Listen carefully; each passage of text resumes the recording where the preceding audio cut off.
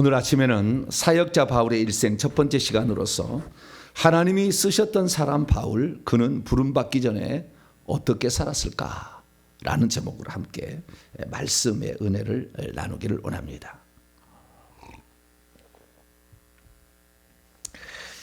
올해 저희 교회의 표어가 세계와 전국복음 사역의 문을 여는 해라는 제목으로 새롭게 출발하게 되는데, 사역은 어떻게 감당할 수 있는가? 하나님이 우리에게 하라고 하신 일을 감당하는데 무조건 감당할 수도 있겠죠. 그러나 전반적인 사항을 알고 우리가 대비하는 것이 가장 좋겠다, 그런 생각이 들고, 이 땅에 내려와서 다시 하늘에 간 사람 중에서 가장 훌륭하게 그 일을 감당하는 사람의 하나가 사도 바울입니다. 천국에서는 아마 제일 뛰어난 인물인 것 같은데요. 어쨌든 그 사도 바울의 그 복음 전파의 일생이 사도행전과 사도 바울이 썼다고 하는 12권 또는 13권의 이 성경책에 기록되어 있는 거죠. 네. 그래서 이 본인이 직접 쓴 성경책 말고도 사도 바울에 관하여 쓴 것, 이것이 바로 사도행전 13장 이후에 9장에서 그 부르심이 나오고 13장 이후부터 이제 본격적으로 그의 삶이 투영돼서 나오게 되는데요. 그런 삶을 통해서 우리는 한 사람의 일대기를 엿볼 수가 있는 겁니다. 그래서 우리는 사도 바울, 무엇보다도 우리는 그 사도 바울의 일생을 잘 알 수가 있어요. 베드로는 그 지파가 무슨 지파인지도 모르잖아요. 아무리 읽어봤자 베드로가 무슨 지파 사람에 다 안 나오잖아요. 그러나 바울은 다 나와요. 그의 출생, 어디에서 출생했고 어떻게 자랐으며 어떻게 부름을 받았고 어떻게 사역을 했고 그가 마지막에는 어떻게 해서 죽게 되었는지까지. 근데 그 죽음 당하는 측면은 나오지 않고 일보 직전, 이게 바로 디모데 후서인데, 나의 달려갔기를 다 마치고 믿음을 지켰으니 라고 말함으로 죽음 일곱 직전까지 이렇게 얘기가 됩니다. 그래서 사도 바울의 그 삶을 이렇게 조사를 다 해보면 어느 정도의 그 죽음까지도 다 나가게 되는데, 사도 바울의 일생에 대해서 쓴 바울 행전이라는 게 있어요.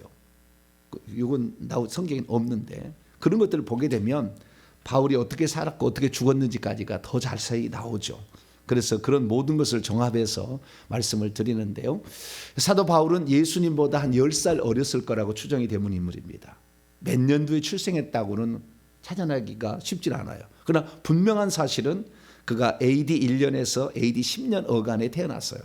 그래서 위키디피아 사전이나 뭐 이런 다른 이런 것이나 그다음에 신학적 서적을 조사해 보면 한 AD 5년경에 4년 5년경에 태어났을 것이라 이렇게 추정을 해보고, 그리고 네로 황제에 의해서 그 목빔을 당해서 죽었기 때문에 AD 67년경에 주님의 부르심을 받았을 것으로 추정을 합니다. 그래서 그의 인생은 60여 년 삶이었고, 이 사람은 결혼을 못했습니다. 결혼하기 전에 그의 나이가 제가 볼 때 30살쯤에 부르심을 받아요. 그리고 부르심을 받아가지고 결혼을 안 했습니다. 아마 주님이 자신의 생에 오실 것 같아서 더 큰 일을 위해서 아마 독신의 은사도 있었겠지만 결혼을 못하고 이렇게 독신으로 살고 결국에 67세 일기로 67년에, 그러니까 한 60년 정도 삶을 살았던 인물이죠. 그래서 우리가 이 인물에 대해서 하는데, 이 기독교라는 것을 오늘날 얘기를 하려면 사도 바울을 얘기하지 않을 수 없어요. 베드로라고 아마 끝냈다고 한다면 유대교의 한 분파 정도 이렇게 됐을 건데, 이 바울에 의해서 이방인에까지 복음이 증거가 됩니다. 베드로는 유대인들에게만 복음을 증언하려고 했어요. 그걸 많이 고집했어요. 그래서 주님께서 넌 여기까지다라고 말씀하시고, 부활하신 우리 주 예수 그리스도께서 새로운 한 사람을 선택해서 복음 전파의 사명을 맡기셨으니 그가 사도 바울이라는 인물입니다. 그래서 우리는 바울의 인물에 대해서 생각해 봐야 되고, 특별히 이방인에게 복음을 증언했던 예, 그 때문에 우리가 이방인이 우리가 혜택을 받잖아요. 그래서 잘 생각해야 됩니다. 자, 그러면은 이 베드로에 대해서 바울에 대해서 알려면 어떻게 되느냐? 그의 부르심에 관하여는 사도행전 9장, 22장, 26장에 보면 알 수가 있고요. 그리고 그가 이 땅에 부르심을 받기 전에 천국에서 어떤 상태로 왔는지는 갈라디아에서 나와요. 이미 하나님께서 천국에서부터 그를 정해놓은 게 있었어요. 갈라디아에서 나오고. 예. 그리고 그가 이제 남긴 편지 12권 내지 13권의 성경책을 통하여 자기 자신이 어떤 사람이냐, 빌립보서의 3장에 나와요. 자기 자신이 어떤 사람이었고, 그 다음에 그가 디모데 전후서를 보면은 그는 아주 하나님의 뜻에 역행하는 그런 사람이었다가 긍휼로 하나님의 부르심을 받아서 하나님의 일을 감당했다, 이런 것들이 나옵니다. 그래서 그가 쓴 성경책과 사도행전의 기록을 통하여서 그의 일대기를 살펴볼 수 있습니다. 그는 어떤 사람이었을까? 베드로하고 우선 비교해 보겠습니다. 갈라디아서 2장을 열어보죠.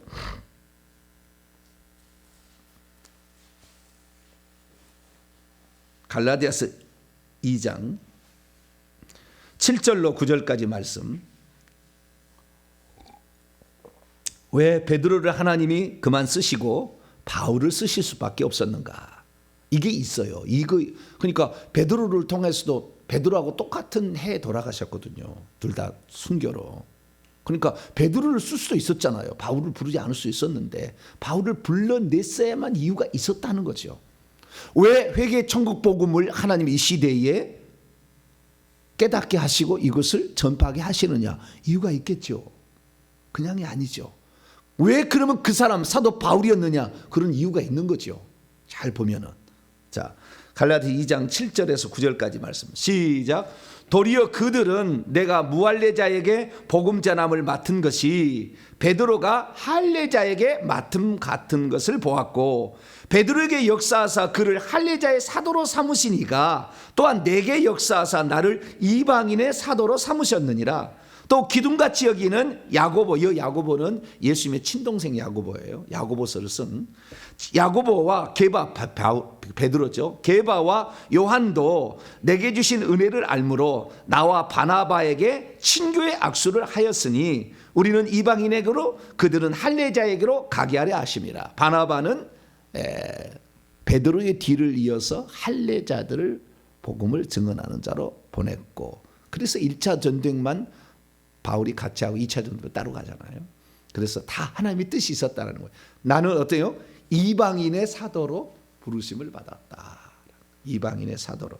그래서 하나님께서 베드로 말고도 바울을 써야 될 이유는 이방인들에 대해서 보다 더 개방적이고 보다 더 복음 전함을 꺼리지 아니하고 이방인에게 복음 전함을 기뻐한 거죠. 왜? 그는 히브리파 유대인이 아니었기 때문에 그런 거예요. 우리가 사도행전 읽어보게 되면 초대교회가 생겨서 베드로를 통해서 예루살렘 교회가 탄생하는데 히브리파 유대인하고 헬라파 유대인이 싸웠다잖아요. 구제 문제로. 이렇게.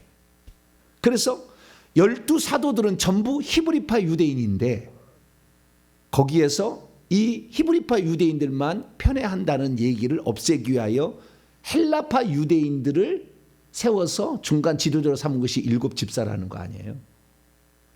7집사는 전부 헬라파 유대인.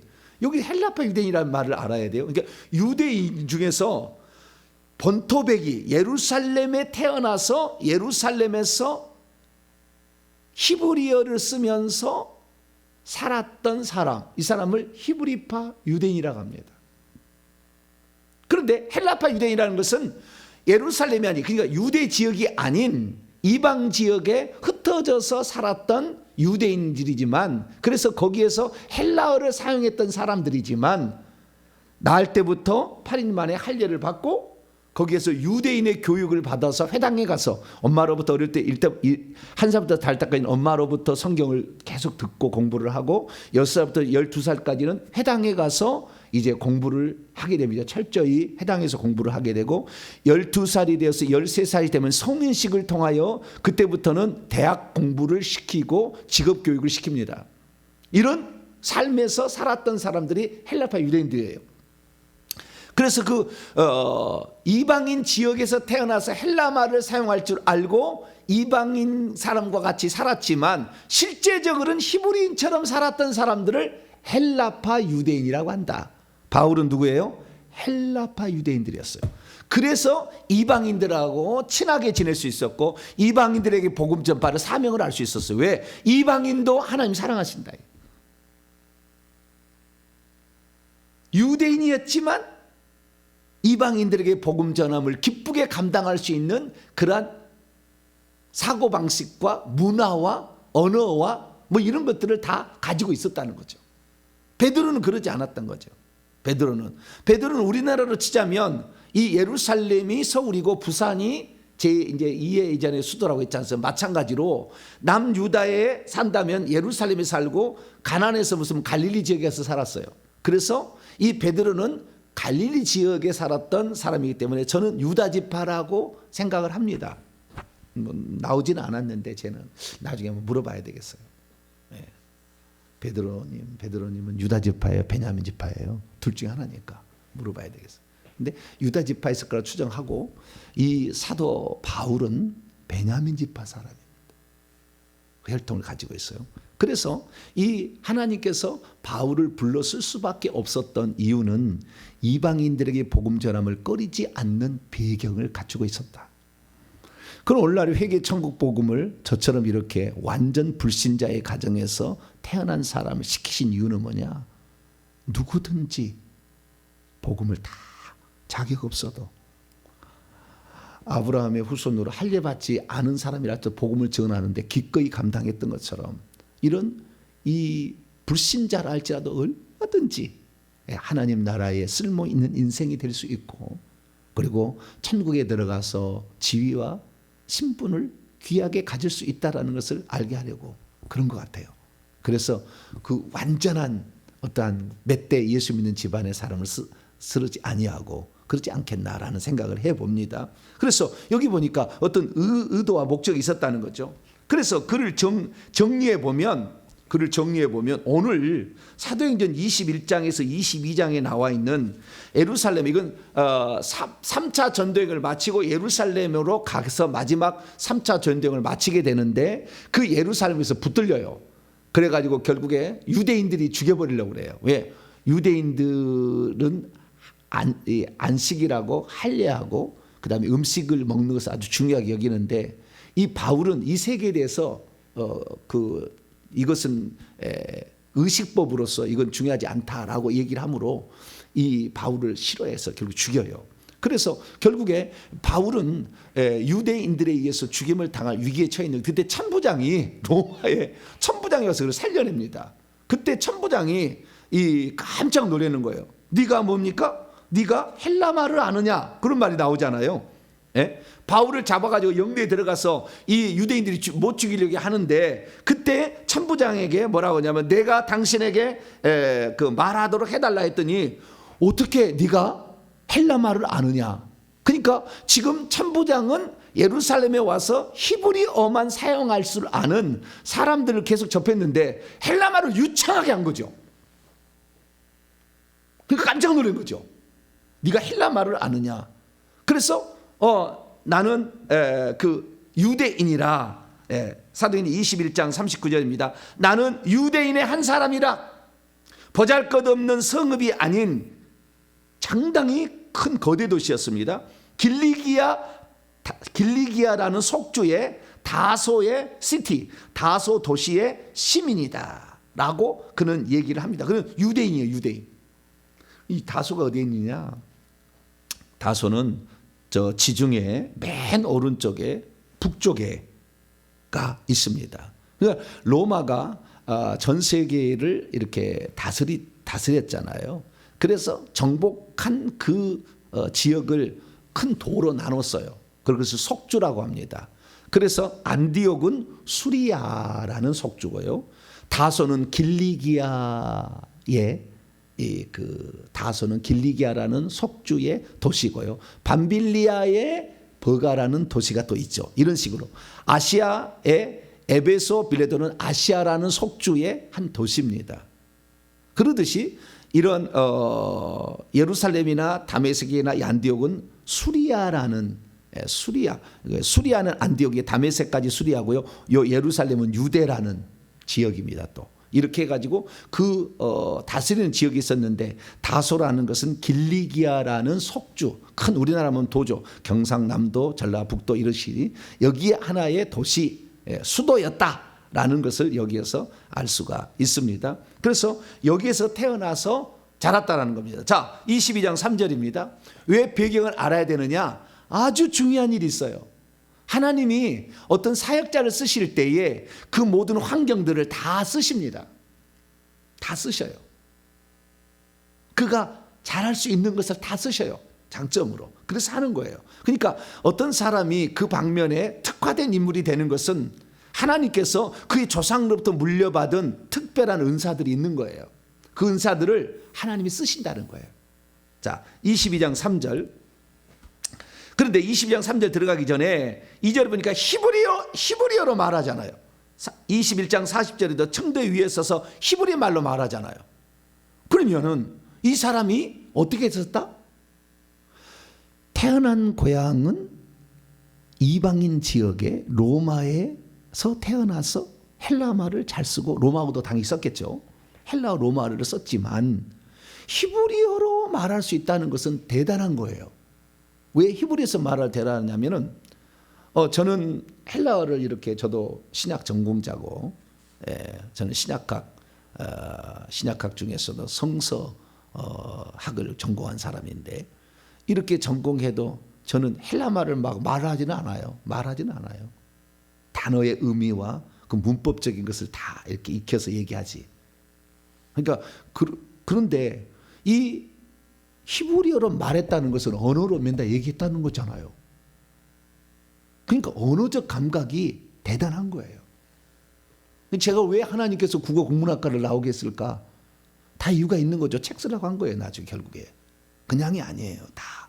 그래서 보니까 히브리 말로 이렇게 한다는 것은 그의 어머니가 어렸을 때부터 성경을 들려줬는데 이방인들이 성경을 들었을 때는 어떤 말로 들었냐면은 헬라 말로 들었어요. 왜냐하면 BC 280년에 흩어진 유대인들이 다 이방 지역에서 헬라 말을 쓰기 때문에 구약 성경을 헬라어로 번역한 성경을 70인역이라고 하는데 이 70인역의 말씀으로 아이들에게 들려줬거든요.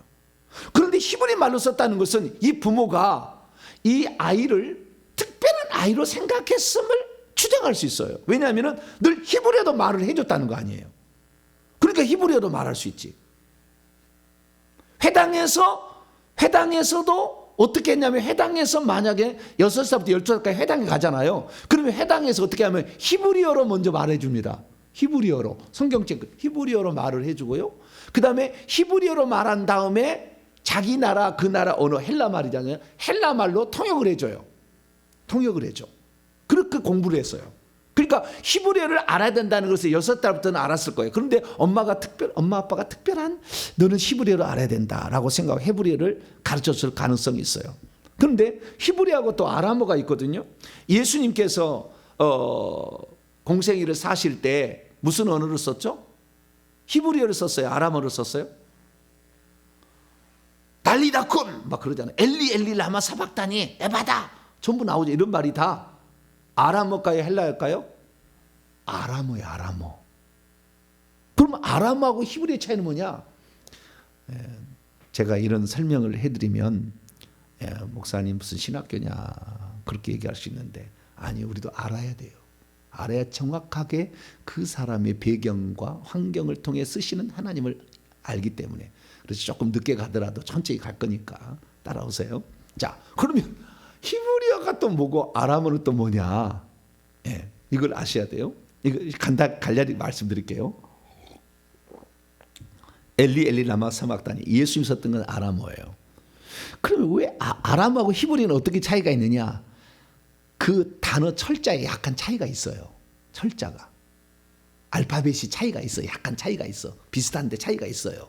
그러면 어떻게 되냐면은요. 아람어는요. 히브리하고 사촌지간이라고 보시면 되고 이스라엘 민족이 원래는 히브리어를 썼는데 BC 586년에 남유다가 포로로 잡혀가 가지고 황량한 벌판이 됐어. 이렇게. 그래가지고 황량한 벌판이 돼가지고 이 바벨론 포로로 갔다가 다시 돌아오게 되는데, 그때는 바벨론 나라를 멸망시킨 메데 파사 페르시아의 일대왕 고레스가 다시 고향으로 돌아가도록 허용해가지고 70년 만에 와요. 그래서 다시 사는데 한 5만 명이 포로로 갔다가 5만 명 정도가 이게 돌아옵니다. 더 많은 사람이 흩어졌겠죠. 근데 그 사람이 와서 살게 되는데, 그 페르시아 나라가 헬라라는 제국에 의해서 멸망을 당하는데, 헬라 제국의 문화가 전 세계 동서양을 하나로 만든 최초의 장군이 알렉산더예요. 동서양을 하나로 합친. 그래서 페르시아는 페르시아 지역에서만 이렇게 활동을 했다 한다면은 유럽과 아시아까지 다 먹은 왕이 알렉산더인데, 이 헬라어가 그래서요 세계 공용어가 됐어요. 세계 공용어가 돼가지고 있는데, 이스라엘 민족은 포로로 잡혀가게 되고 본토로 돌아왔으나 그 히브리어를 지켜내기가 쉽지 않았지만 히브리어를 지키는 몸부림을 쳤어요. 그런데 히브리어의 음가를 잃어버립니다. 히브리어를 어떻게 히브리어 언어로 잊어버려요. 그래가지고 아람어를 갖다가 대신 자기들이 말하고 있는 히브리어를 아람어가 갖다가 표기를 해요. 히브리어 잊어버려가지고. 지금 히브리어를 이게 한 것은요 1948년에 이스라엘이 독립할 때 어떤 사람이 연구를 해서 찾아낸 거예요. 그전에까지 다 아람어를 썼다고요, 히브리인들도. 그런데 이 아람어라는 글자를 갖다가 자기들이 말하고 있는 히브리어의 발음을 기록을 한 거예요. 그래서 아람어로 이렇게 통용되어 왔습니다. 아람어로. 그래서 아람어로 통용되어 왔기 때문에 이 아람어는 특별히 북쪽 수리아의 언어가 아람어였기 때문에 이 예수님이 태어나서 자란 갈릴리 나사렛 쪽은 아람어, 히브리어는 히브리어지만 아람어를 사용하기는 약간 지방말이 섞인 거죠. 그쪽에 있고 있었고, 예루살렘은 계속해서 히브리어를 쓰고 있었어요. 그러니까 예루살렘 본토 백인들은 계속해서 히브리어를 썼어. 그래서 네가 예루살렘 사람이냐 아니냐는 것은 베드로가 말 때 너의 말투가 갈릴리 말투다 이런 얘기를 하잖아요. 그때 그 아람어를 쓰고 있었다는 거예요. 히브리어를 안 쓰고 있었던 거예요. 예루살렘은 우리는 포로로 잡혀갔으나 돌아왔으나 계속 우리는 히브리어를 썼다라고 생각하면서 자존심을 지키고 있었기 때문에 예루살렘에 태어난 사람은 히브리어를 쓰는 거예요. 그러니까 언어를 들어보면 너는 갈릴리 촌 사람이냐, 아람어 계열을 쓰느냐, 아니면 예루살렘에서 계속 히브리어를 쓰느냐는 이것은 상당히 알려지는 약간 차이가 있어요. 그런 것으로 했다 그 말이죠.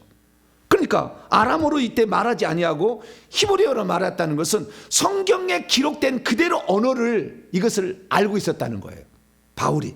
그러니까 그만큼 부모가 아람어가 아닌 히브리어를 쓰도록 성경에 기록했던 성경에 원래 그 언어를 쓸 수 있도록 말할 수 있도록 공부를 많이 시켰다는 걸 알 수가 있어요. 그래서 히브리어를 쓰니까 잠잠해져 버렸습니다. 잠잠해졌어요. 왜요?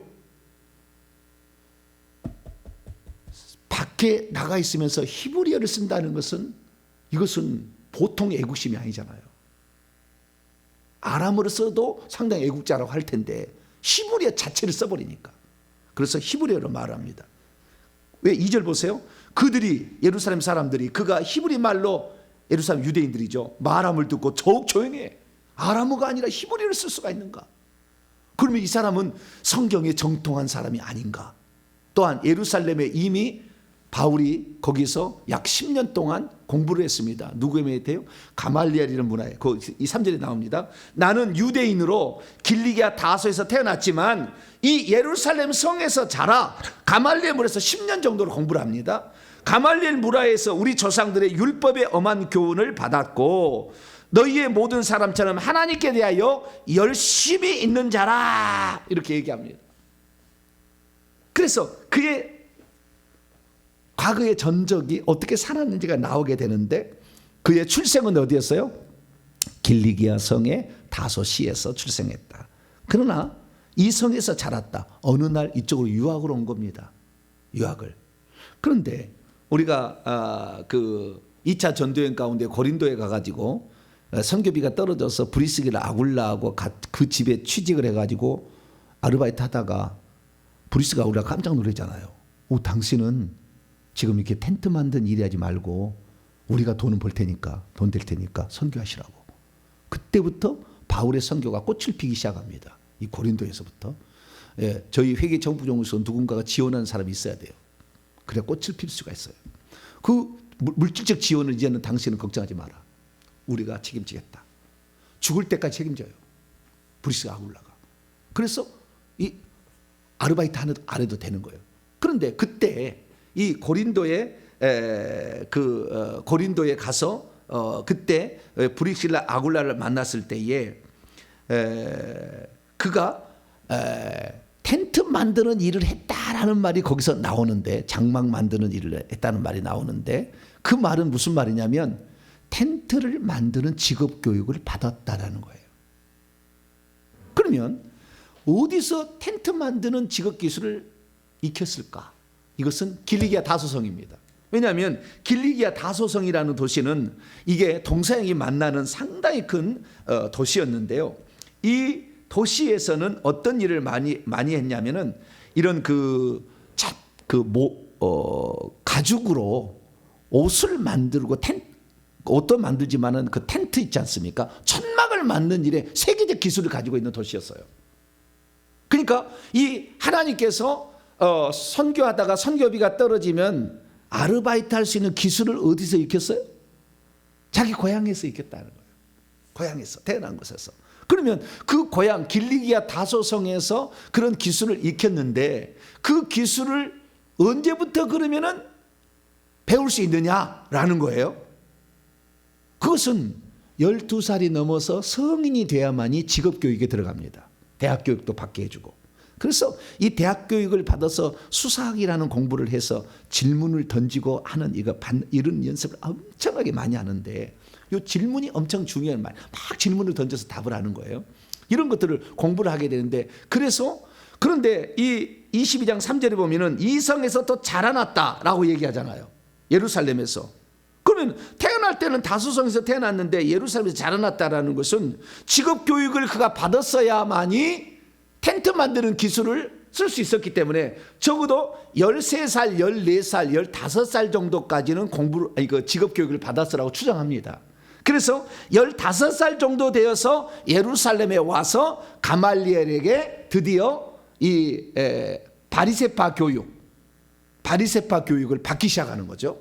바리새파 교육을. 그래서 이 유대인으로서 출세를 하려면 바리새인 교육을 받아야 돼요. 그러면 이때 당시에 바울이 예루살렘에 가서 15살 정도 되었을 때에 가장 유명한 학파가 두 학파가 있었어요. 하나는 힐렐 학파가 있었고, 그 다음에 샴마이 학파라는 학파가 있었어요. 샴마이 학파는 좀 더 보수적이고 힐렐 학파는 좀 더 개방적인 것입니다. 그래서 온건한 쪽, 율법을 해석하는데 약간의 온건한 쪽, 좀 좋게 해석하는, 그래서 안식일 준수나 이혼 것들을 좀 더 부드럽게 해주는, 해석하는 그런 쪽이 힐렐 학파였고, 아니다, 정확하게 율법대로 지켜야 된다. 오늘날 이혼해가지고 어떻게 그 핍박인 뭡니까, 집에 돈을 안 벌어온다고 남편하고 이혼을 했어. 그래가지고 그러니까 그 음행한 연고 외에 그 이혼을 하면은 그건 음행이라고 하잖아요. 그렇게 성경이 나오잖아요. 그렇게 그대로 적용하느냐? 아니, 시대가 달라졌는데 지금 삶이 너무 어려운데 남편 그러면은 평소부터 벌어지도 않은데 그냥 그 남편하고 살아야 되느냐? 이혼하고 살고 새로운 남자하고 살지. 그래서 새로운 남자하고 살았어. 그럼 새로운 남자하고 살면 이 사람이 가늠하는 거예요? 아닌 거예요? 그것을 힐렐 학파는 그것은 괜찮다. 남편이 구실을 못하는데 남편은 구실한 사람 이혼 증서 주고 이렇게 정확히 했는데, 법적으로 했는데 무슨 문제가 있느냐, 이렇게 하는 것이고, 샴마이 아빠는 절대 안 돼. 여러분 어디 따라갈래요? 둘 다 일리는 있으니까. 그런데 공부를 어디 있었어요? 힐렐 학파에서 공부를 했는데 힐렐 학파의 손자가 가말리엘이에요. 그리고 당시에는 힐렐 학파가 주도권을 주도권을 갖고 있었어요. 샴마이보다는 더. 힐렐 학파가. 왜? 세계화를 해야 된다. 우리는 우리께만 해가지고는 대원군처럼 안 된다. 그리고 우리나라가 늦어가지고 일본한테 먹힌 거 아닙니까? 빨리빨리 우리나라를 가지고 있으면서 세계를 해야 된다. 이런 쪽이니까. 그래서 이 힐렐의 손자였던 가말리엘의 문화에 들어가가지고 하는데, 사도행전 5장에 우리는 그 유명한 이야기 드리잖아요. 그 나중에 또 얘기하고. 그래서 이 가말리엘 문화에서 공부를 했다 이렇게 얘기를 하는 거예요. 그럼 언제부터 했느냐? 직업 교육이 어느 정도 된 상태에서 왔을 거라고 추정이 되는 거죠. 그러니까 한 15살 정도 되었을 때에 와가지고 그때부터 본격적으로 하는데 가말리엘의 수제자가 됩니다. 쉽게 말해서. 이 바울이 그렇게 언어적 감각이 뛰어나고 공부를 잘했던 것 같아요. 그래서 요 밑에 들어가서 공부를 하게 되는 거죠. 그래서 정리를 해봅니다. 정리를 해보면, 자, 빌립보서 3장으로 가봅시다. 자, 정리를 쫙 한번 해봅시다. 빌립보서 3장 5절. 주여, 오늘 중요한 이제 왜 여기서 해야 됐는지 그거에 대해서 얘기를 해야 되는데 다른 이야기하다가 시간이 많이 갔어요 지금. 자, 빌립보서 3장 5절 6절 읽습니다. 시작. 나는 8일 만에 할례를 받고 이스라엘 족속이요 베냐민 지파요 히브리인 중에 히브리인이요 율법으로는 바리새인이요 열심으로는 교회를 박해하고 율법의 의로는 흠이 없는 자로다. 열심이란 말이 계속 나와. 아까 사도행전 22장 3절에 열심으로 핍박했다는 말이 계속 나오는데 열심 있는 자예요. 자, 그럼 여기서 난지 8일 만에 할례를 받았다. 부모가 상당히 경건한 사람이었다. 이방인이었지. 이방 지역에 살고 있었지만. 그러면 왜 부모가 예루살렘에 살지 아니하고 길리기아로 갔느냐? 예루살렘에 살았는지 안 살았는지는 모르죠. 왜? 바벨론 포로에 잡혀가서 페르시아 시대부터 흩어지기 시작해가지고 흩어졌으니까.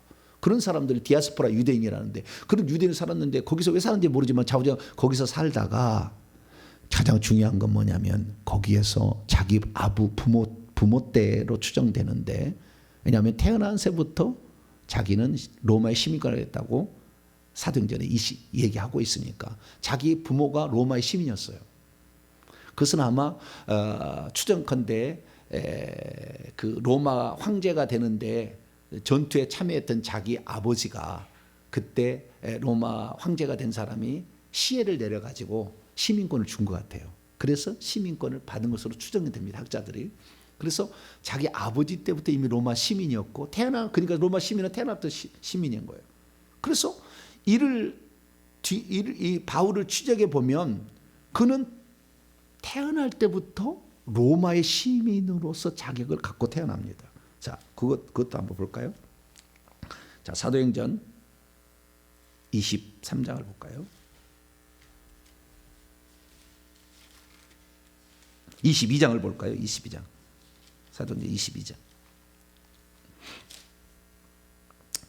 백부장 26절입니다. 25절에 보니까 로마 시민된 자를 죄도 정치 않고 채찍질할 수 있느냐? 없다라는 겁니다. 이게 결정자예요. 로마 시민은 어떻게 해요? 죄를 정하지도 않고 채찍질할 수 없다.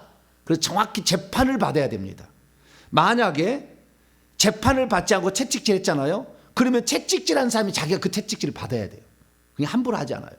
그래서 빌립보 간수가 뭐라고 했어요? 막 채찍질 해버렸잖아요. 그래가지고 살려달라고 막 하는 거예요. 왜?